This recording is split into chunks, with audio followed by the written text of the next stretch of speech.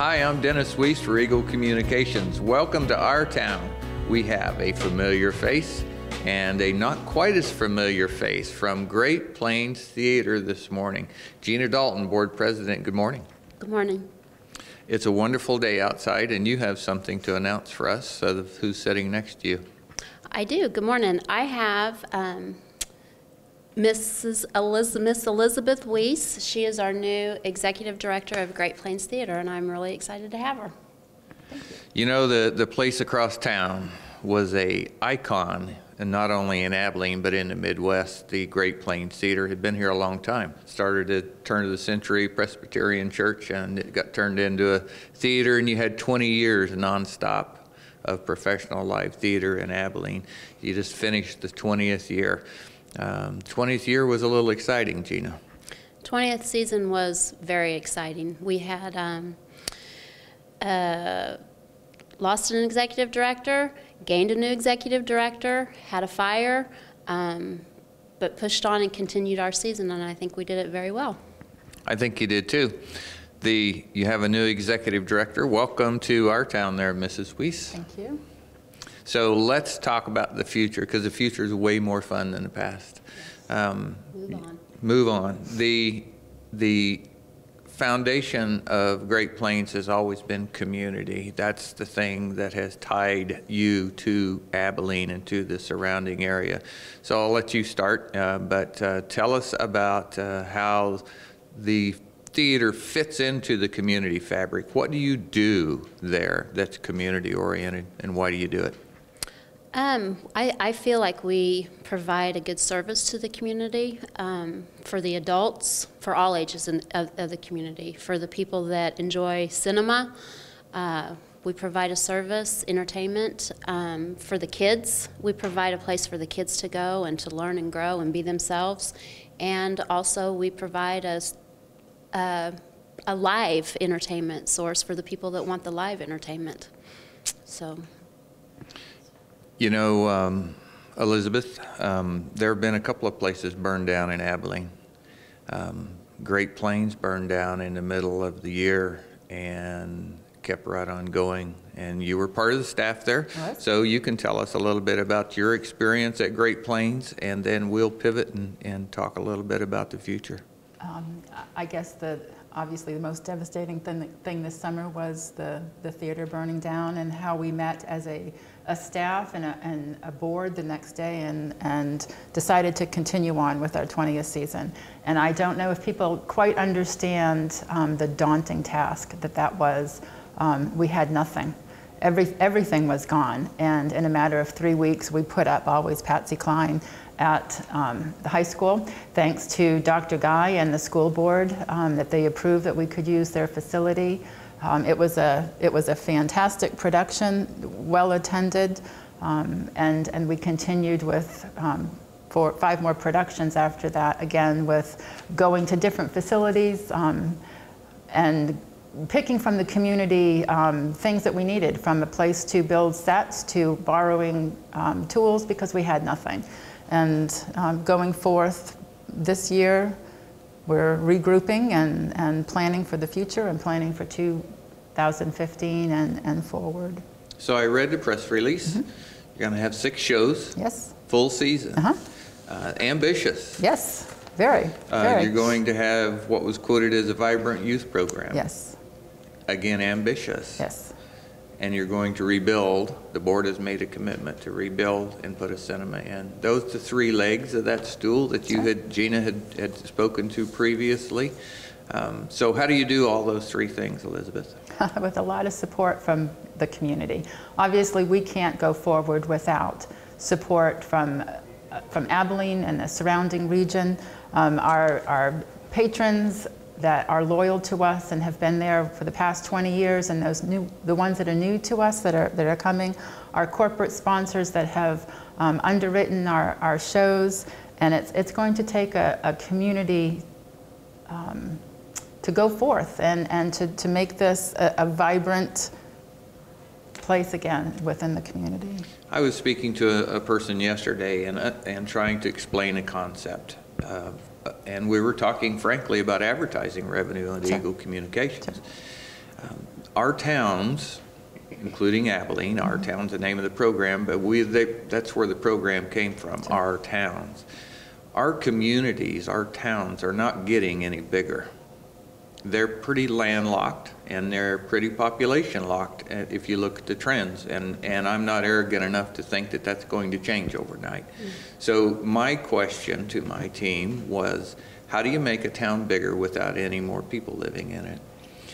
Because that's what you have to have. And the way you do that is to bring people from outside of your community into your community.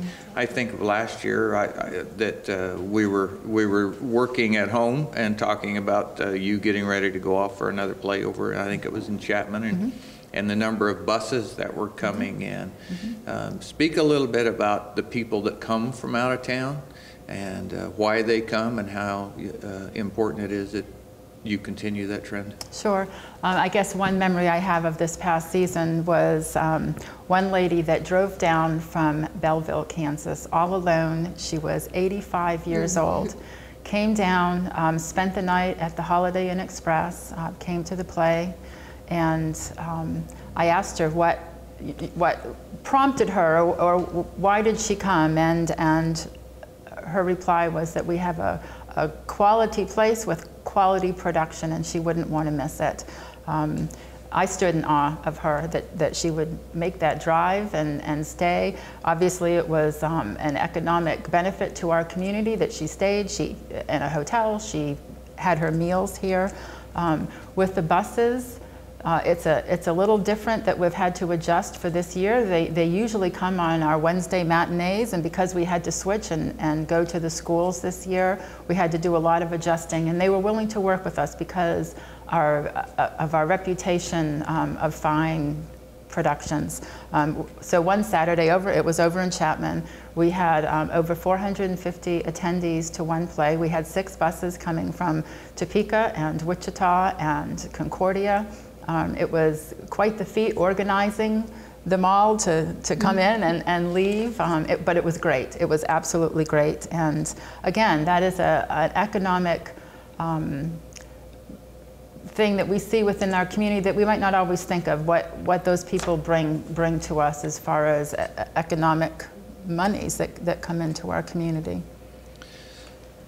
Regular viewers of this show are used to my editorial opinion, sure. And I'm sure you are. Sure. You've spent your time behind the camera as well. Yes, I have. The fact that was possible for you, you mentioned 2 already, but partnerships last year in the 20th season, in my mind, were the defining way you got through year 20. Absolutely. It's that your partners stepped up in ways that you could have never done by yourself. Yeah.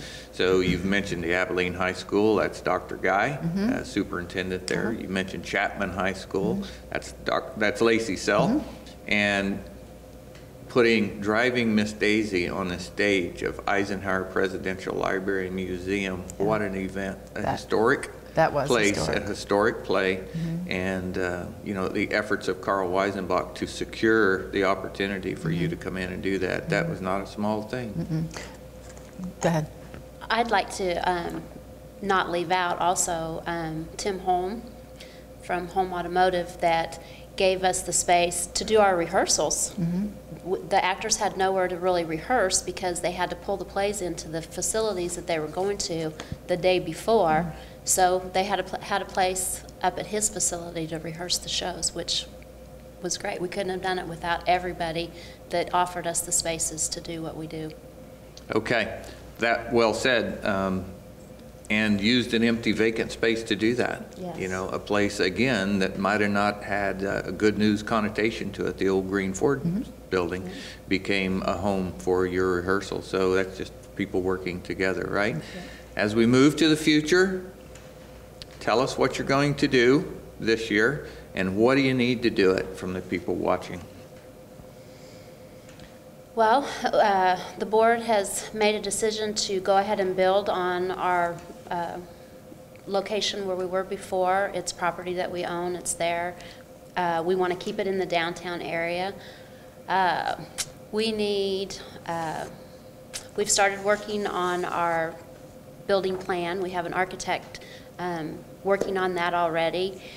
We will need funds for sure. The things that people don't think about is the small, minor detail things. We talked about all the help that we got last year for the facilities that we needed and all that. We take for granted, I'm wearing my little GPT pin right here, and one day I said, oh, we could give those away, and I remembered, oh, no, we can't. So every time you think of something that you need, it was gone. So we need the tools to build the sets. We need props to put on a show. So all those things. And to that end, what we're doing also on our website soon will be a tab up there that consists of a wish list that people can go to and look at the things that we need, from power tools to tape measures to, there was some of the things that I was talking to the program director this morning, and flashlights, first aid kits, things that we just took for granted that we had at our theater that's no longer there. So that's one way for people to donate, maybe something that they have lying around their house that they have two of that they would be willing to give to the theater. So watch our website, look at our wish list, and help us. You mentioned your artistic director. I'm sure he's looking for some stars for the stage. He is. Right now, our artistic director, Doug Nuttleman, has left this morning for UPTAS in Memphis, and that's a regional place where actors from New York to California come, and they do an audition. It's like a minute audition, singing and dancing, and there's over probably 200 theaters that go there looking at these individual auditions and call back. So Doug is doing that so he can cast our upcoming season. I, however, as he's off looking for stars, I'm looking for stars within our community. And those stars are our sponsors, our patrons, our Tim Home, our Lorraine McLean with the Ameriprise, Doug Smart from Smart Insurance, those people that have undergirded us before and hopefully will be willing to continue to underwrite and support us. That's terrific. You know, I think of all the people I got to see when I went. Judah and I helped hand out programs a few times, and we got to see a lot of the community there that wasn't there to see the play. They were there to help the play succeed. Right. That's very cool. You know, as we look forward to this season, and all the plays this year will be at the Abilene High School. Again, if you attended Patsy Cline and Driving Miss Daisy, you saw that we had golf carts in use. It takes a lot of scheduling to have people, you know, volunteer for 9 nights and days of plays to drive people back and forth to the parking lot. It's going to be under construction this year, so we're facing some daunting difficulties in this upcoming season. But with the volunteers that we have and the volunteers that we're pleading to come to the office and sign up, I think of J.M. and Louise Fry, that after the fire was there every performance that we had for the rest of our season, faithful. That they did that to greet for whatever we needed, and the staff certainly, and I'm sure the board appreciates their service, and we do need volunteers in the office, and when we do mailings, and it's a community effort. It really is. I noticed in the press release that it was heavy on community. You know, you're down to after the camera goes off, you're back to the business of making this thing work. So community takes on a different perspective. It's a necessary component in the wheel to make it go, Gina, and that means names and faces of people that you need to go see. They need to come see you. But what an incredible opportunity. And I always think of the youth, and that's my prejudice, so that's all right. My microphone. So, you know, but the willingness of Dr. Guy and Mrs. Self to reach out to Great Plains and say, we want to help, our kids love what you do, we want to find a way, that has to have some good opportunity for the future. I think so. I think there's going to be some good opportunities for partnerships in several different ways. We are searching for a new education director for our program, and we would like to include the schools in that choice. I think that they can provide us with a lot of service, and we can provide them with a lot of service. Everybody lend a helping hand to each other. And just to give credit where credit is due, as we were going through the fire and trying to set up places to have the plays for the rest of the season, I went over and spoke to Dr. Guy, and one of her questions was about our live literature program, and that is where we take some kind of obviously literature and put it to theater, and it's always been to have expose the youth that maybe, or the students that maybe don't have a chance to experience live theater. And she asked me about that and asked about this year, and thought it was going to be devastating that these buses could not come in and see a show and or possibly go to the Eisenhower Presidential Library and Museum, which put a bug in our ear to actually go and reach out to Eisenhower asking if they would partner with us for the live literature series. So they have, and our live literature series is going to be March 23rd through the 26th there at the Presidential Library and Museum. Wow. They have also put on a pre-show to our play, and it's going to be the ABCs, Dr. Seuss, and President Eisenhower. So who would have thought that there would have been a connection with President Eisenhower and Dr. Seuss, but lo and behold, there is. And so we're working with them, and it's just great that we can produce Cat in the Hat with Dr. Seuss and the ABCs and President Eisenhower. So if that's something that, as you see this interview, that if you haven't scheduled your school to come and see the show, please call the office and we'll get that scheduled. It's also going to be a tour of the museum, should you want it, and the boyhood home. Yeah. That's fantastic. Yeah, it is. Again, Carl and his team has always reached out into our community and said, what we have here is for the benefit of everyone. But the partnership between Great Plains and the theater is a great economic opportunity. 170,000 people a year come to see the Presidential Library here in Abilene, and many of them would want to see what you do if there was a way. Okay, just a minute or two as we wrap up. So Gina gets the next to the last word. What do you want to say about Great Plains Theater that you haven't said, Gina? What haven't I said? I don't know what I haven't said. I just want to say thank you. The theater wouldn't be what it was, or wouldn't be able to survive without the community, the supporters, the sponsors, the volunteers, the staff, the board. It is truly what you call a community. I don't know. Okay, well said. Elizabeth Weese. Well, before we finish, I would like to list our shows that we have for our upcoming season real quickly. In June, we have Damn Yankees, which is a 1950s classical musical. One of my favorites. Yeah. It continues on with the Dixie Swim Club, The Ring of Fire in August, Weekend Comedy in October, On Golden Pond in November, and She Loves Me, which is based on the film The Shop Around the Corner. So we would love to see you come and attend our plays, our youth productions that will be coming up. Stay tuned, watch social media, get on our website, go to Eagle Communications Channel 2 page to see the splash page that we put there. So there's a lot of fun and exciting things coming up for the theater. And I want to say one more thing, since she announced the season.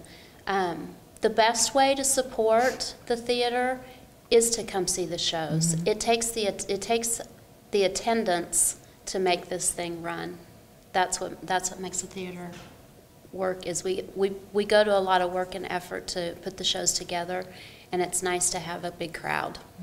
Dr. Guy has about 400 seats, and there's one for you, right? Absolutely.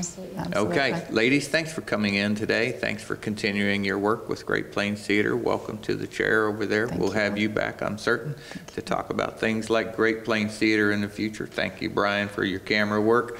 For Eagle Communications, I'm Dennis Weese in our town. Elizabeth Weese, Executive Director of Great Plains Theater. Gina Dalton, Foundation Board President. Thank you for watching.